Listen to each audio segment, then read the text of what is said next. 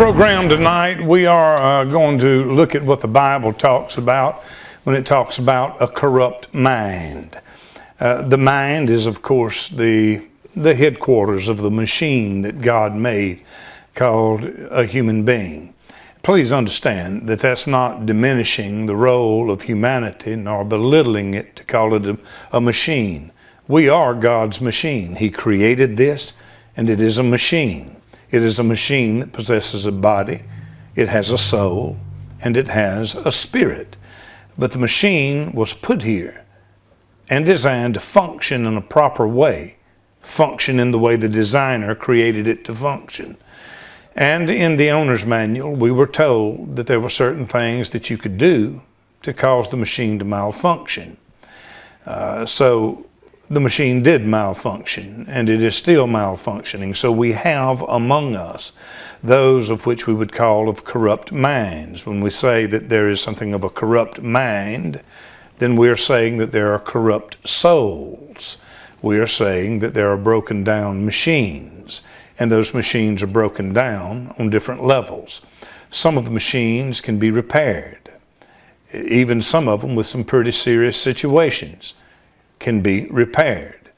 But when it comes right down to it, both in the apostles' mind and my mind and your mind, and even in the mind of God, there comes a time that the machine is so out of place until it simply has to be removed, taken out. Hence you have the flood of the days of Noah. You have the judgments that God brought against Sodom and Gomorrah. You have different judgments of different people throughout the course of history. Belshazzar, Herod, that God removed, and many, many more. The machine can be broken to a place of which it benefits mankind none at all. And it's not a case of it not benefiting mankind, it's a case of it harming mankind. It's a machine that's out of control. It still functions, but the mind is messed up. The mind is ruined. And with a corrupt mind, we must know it. We will know it by what it produces. We will know it by what it says. As I've shared with you many times before, Jesus made it clear that the manifestation of the Spirit that is within a human being is manifested through the words that come out of their mouth.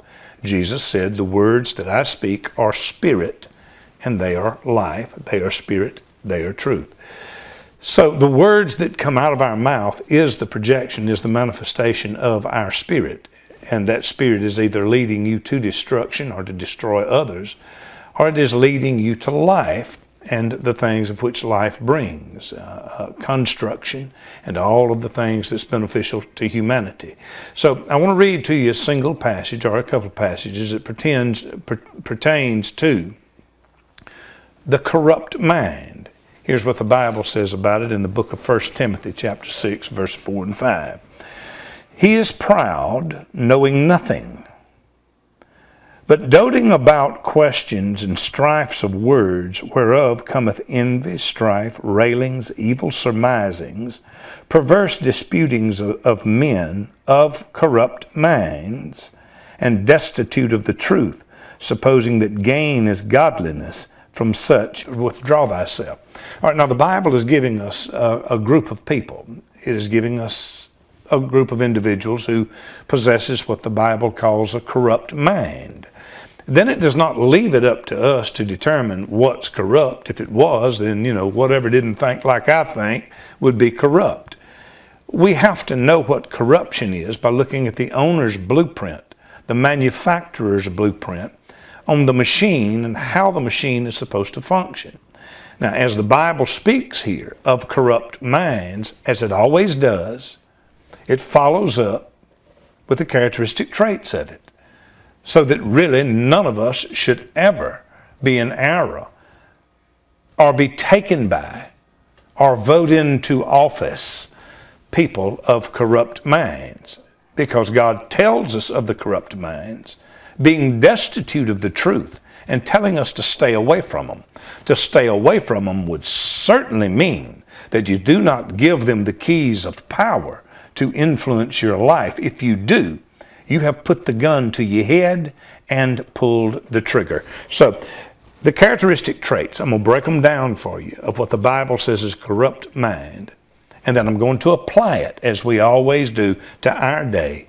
And I'm going to show you some corrupt minds at work. The word envy in this passage of Scripture means ill will. It means that these people create, those of corrupt minds, they create ill will. And they do it by envy. They use envy as a tool. That's what the whole don't haves and haves, the haves and the have not, that's what all that war is about. This is what a corrupt mind does. They can get them to burn down cities, entire cities. And it is really based upon nothing more nor less than a spirit of envy. And the Bible tells us where envy is, every evil work is. Anything is possible if you can get a soul to become envious. Every time, with no exceptions in the Bible, that the term is used, the seed of the devil, the children of the devil, you're of your father the devil, every single case, envy is the sin that was being used and worked by the people when they were said and told that they were the children of Satan. These of corrupt minds are full of envy. They want power and they want wealth. This is the reason why it's important to put people in office who already have money. Everybody needs to be watched and guarded, true enough. But when you have idiots that's coming off the street who is nothing, well, but of corrupt minds, they are going into these places of power for the purpose of money. This is how the Clintons say they came out of office dead broke, as she said, and now are worth millions and millions. Strife. The word strife means wrangling and contention, debate, strife, variance. In other words, what I just said, the stirring of these people, they have to keep them in a place to where they are able to use them in this strife and in this envy to do the things that they want to do, to pull down, cause destruction. They have to keep them in that position. The next word was railings, vilification, especially against God, blasphemy, evil speaking, and railing. Vilification. This is what people of corrupt minds do. One Democrat after the other, coming out publicly and trying to present Donald Trump as a racist. Now, there's a lot of things that you can call Mr. Trump and be right about calling him. But there is not one single event in his life where he was ever deemed or called a racist. Now, I'm focusing on this political party because who do you know that possesses the power over as many people as the people that's there? So yes, there are corrupt minds probably in your house. There's corrupt minds in your community. But there is very little that they can do in effect. But when you get this corrupt mind of a systemic proportion, this entire party that rules and has ruled, the amount of damage they can do to the lives of 350 million people in America is untold. That's why we're focusing on them. And we're seeing what they do. Vilifying, simply lying. It's always racism. Anybody that does not believe except whatever they say, it's because they're racist. This is what a corrupt mind does. It vilifies. It creates and sows strife because it is itself the children of the devil and full of strife itself and full of envy itself. And they work that evil within communities and societies, and we see it every day of our lives. The next word is evil surmisings in this passage. It means sowing evil, harmful or hurtful suspicions, tantamount to slander, which is the first name given to the devil in the Bible, the slanderer. And he that soweth discord among the brethren, God said was an abomination, the lowest sin that there is.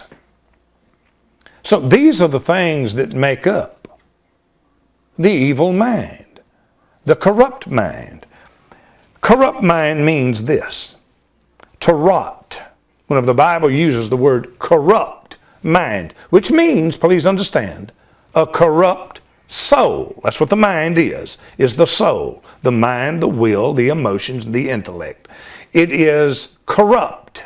And what the word corrupt means here is to rot thoroughly. It means that their souls, their emotions, their intellect, who and what they are, is completely rotten. It is rot. And you can see it if you have any eyes at all to see. To rot thoroughly, to ruin, to decay, to utterly pervert, corrupt, destroy, perish. This is talking about the souls of certain human beings. That their souls have decayed. That their souls has rotted. Now look, these are not people you want walking around the street with you. But it most definitely is people you don't want ruling you. The word doting, it says here, he is proud, knowing nothing, but doting about questions. The word doting means to be sick, to be diseased of appetite, to hanker, to harp on, to hanker with. Diseased, it says that it is to be sick, and it is a diseased appetite. You see, this is what the problem is. What destroys the human machine is his appetites and his lack of control. These people want power, and they are willing to do anything in the world to get it and anything in the world to keep it. Lying, truth, honesty, none of it means nothing. Their soul is dead. Their conscience is seared. That means it's burned up, it's cauterized. Nothing means anything but them having power, money. They will lie to their own mamas. They are addicted, just as a crack addict is addicted to crack. And when you get addicted to things, that becomes the full pursuit of your life. Good, honest children reaches a place finally, they'll steal from their own mothers.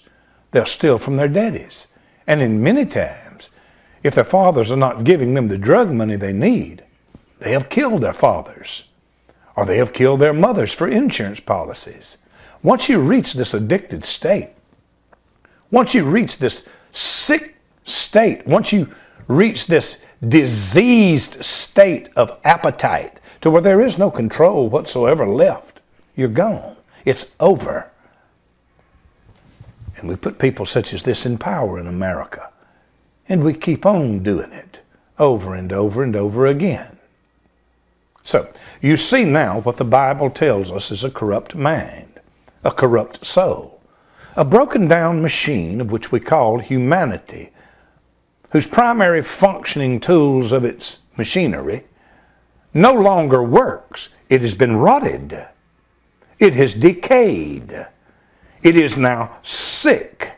And the only thing that it does is it dotes about questions, hankering, and stirring strife, and stirring envy to keep everybody pitted against everybody else so that all the attention will stay off of them while they sell a country, while they sell your rights, while they sell your freedom to bankroll themselves. And that's what they are doing. That's what they've done.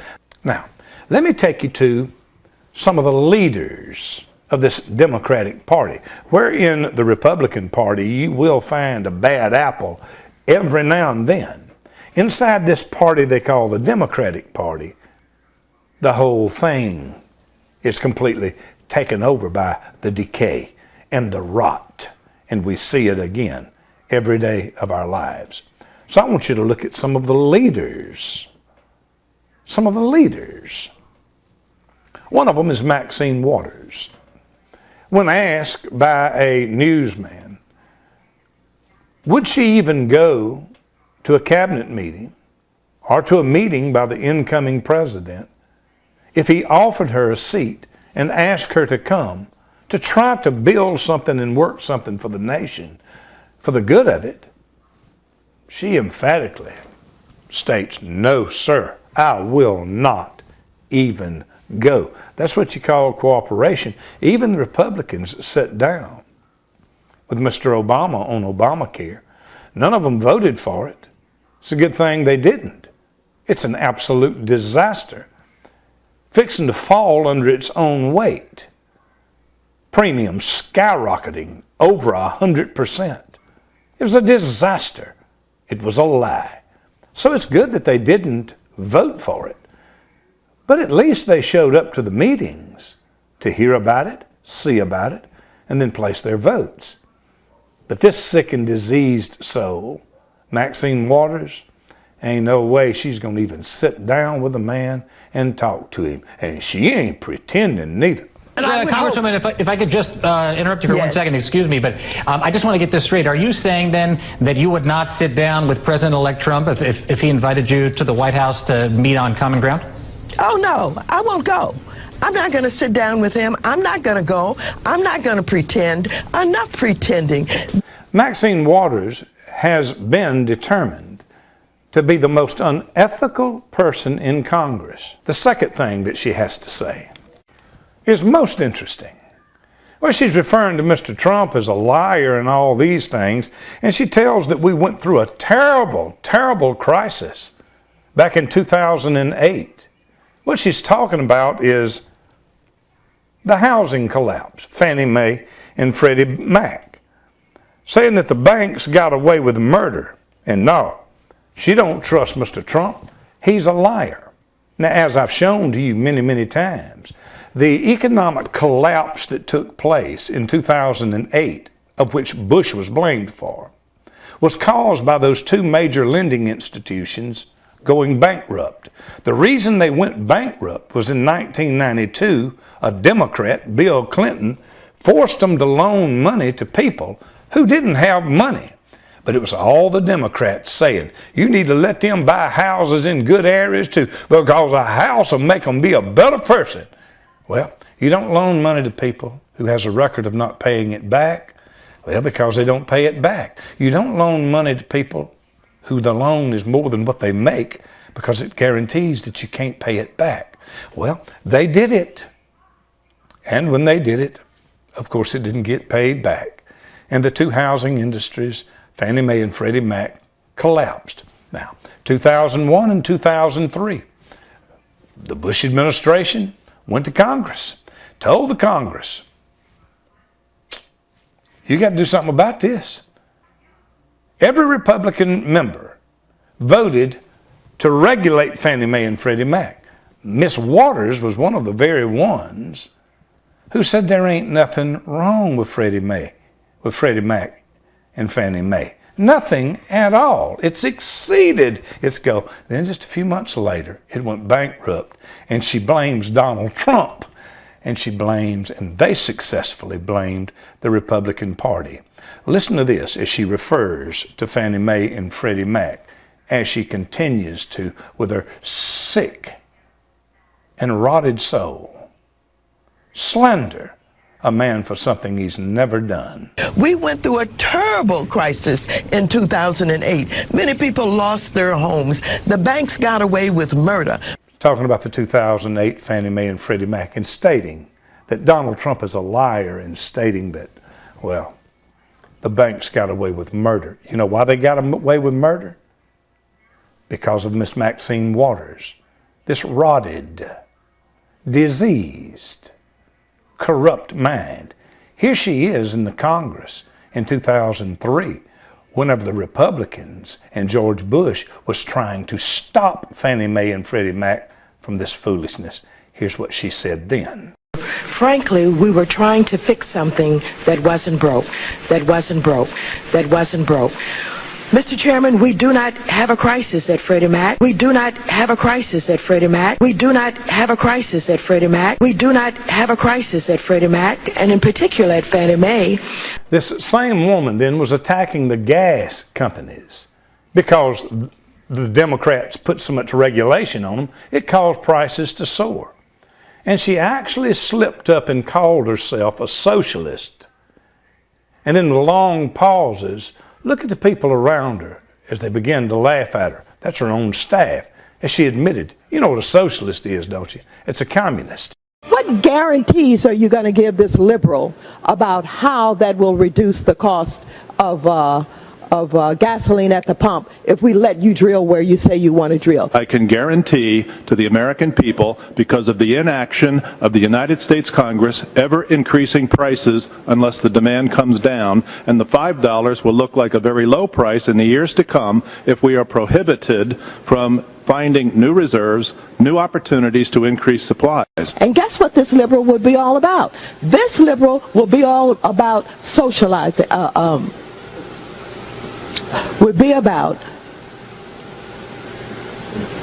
basically taking over and the government running all of your companies. Nothing in the world can manifest a more corrupt, diseased, thoroughly rotted, those are the definitions, mind or soul, the manifestation of a broken down human machine, as communism. It's failed everywhere in the world it's ever been practiced, leading the people to starvation and nothing but want and death.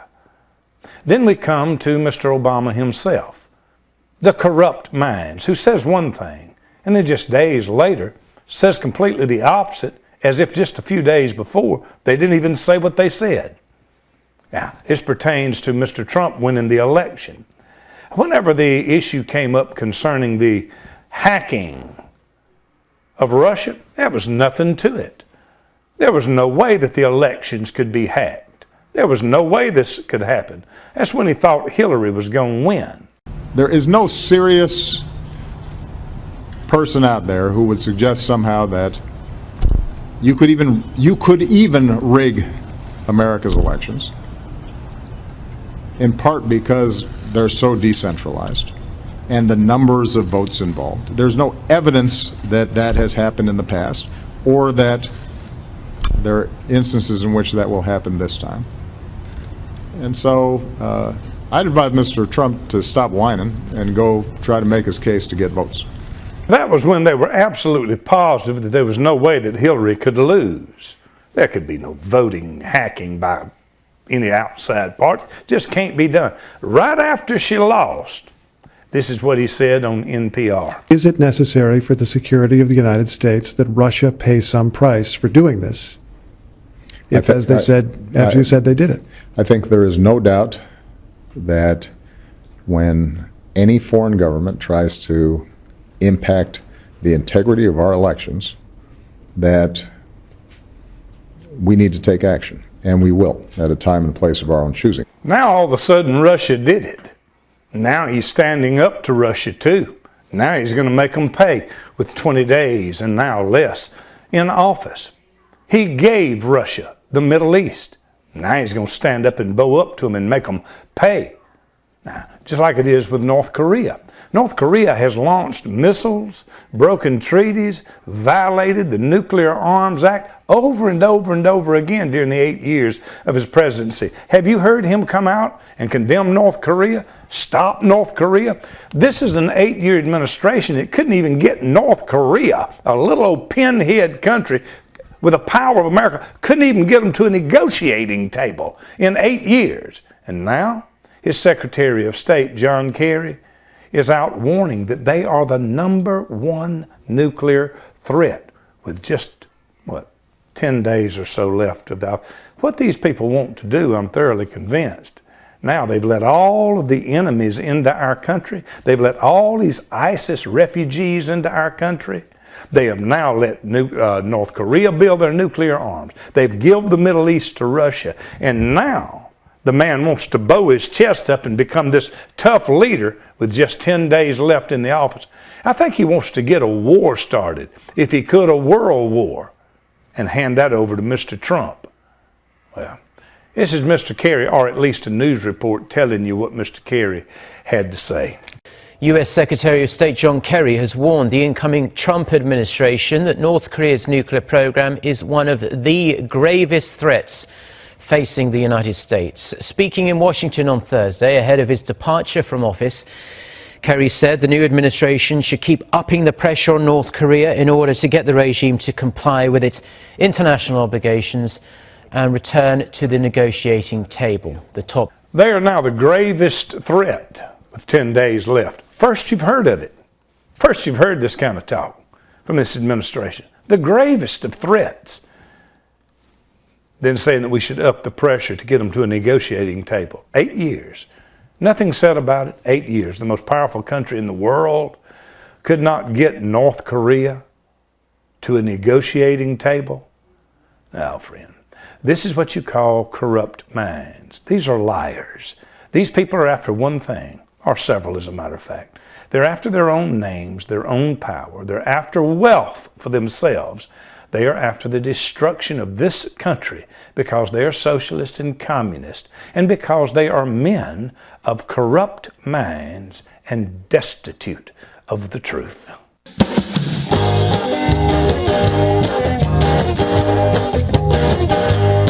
It was against my better judgment to ever leave my country roots.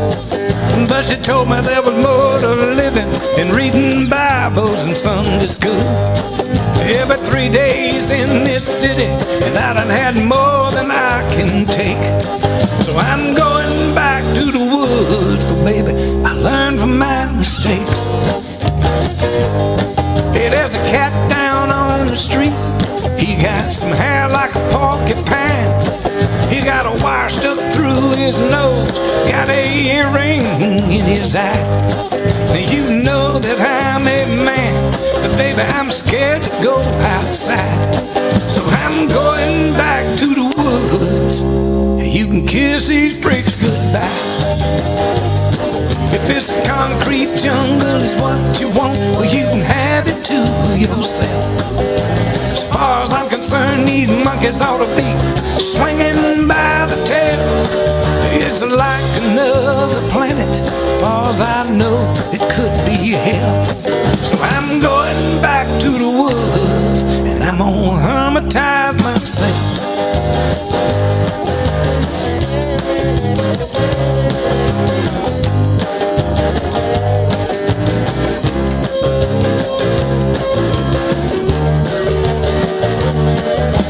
Chick, she talks to moonbeams. She got a boyfriend she calls Pooh. One of them's hair is purple, and Lord, the other one is blue. I don't know what's on your mind, but I know what I'm gonna do. I'm going back to the woods, and baby, that's a with or without you. If this concrete jungle is what you want, well, you can have it to yourself. As far as I'm concerned, these monkeys ought to be swinging by the tails. Hey, it's like another planet.